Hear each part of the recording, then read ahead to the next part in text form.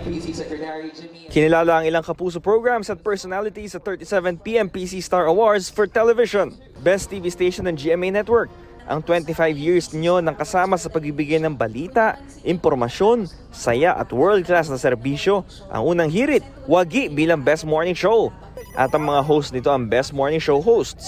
This will even inspire us to wake up even earlier, work even harder, and serve with even greater hearts. We're just really happy po to bring you the news. And of course, kami ni Sean, more of sa adventures po kami sa unang hirit. So aside from that, ayun po, we also are here to serve the fun for all of you guys. 25 years na nga kami and more to come, sana po tuloy-tuloy po tayo magsama tuwing umaga. Best Magazine Show ang kapuso mo Jessica Soho. Best Public Service Program ang Wish Ko Lang. Best Lifestyle Travel Show ang Pinasarap. Sa GTV kung saan ang host nito na si Cara David ang Best Lifestyle Travel Show host. Best Documentary Program host sina Cara David, Sandra Aguinaldo, Javi Severino, Atom Aralio, Mav Gonzalez at John Consulta. Best Documentary Program naman ang The Atom Arroyo Special. Best News Program ang 24 Oras. Best Public Affairs Program ang Cayetano in Action with Boy Abunda. Habang ang mga host nito ang Best Public Affairs Program hosts. Best Game Show host si Ding Dong Dantes para sa Family Feud. Best New Male TV Personality si John Clifford ng Pepito Manaloto. At Best Comedy Show ang Pepito Manaloto. Best Celebrity Talk Show ang Fast Talk with Boy Abunda. At si Boy Abunda ang Best Celebrity Talk Show host.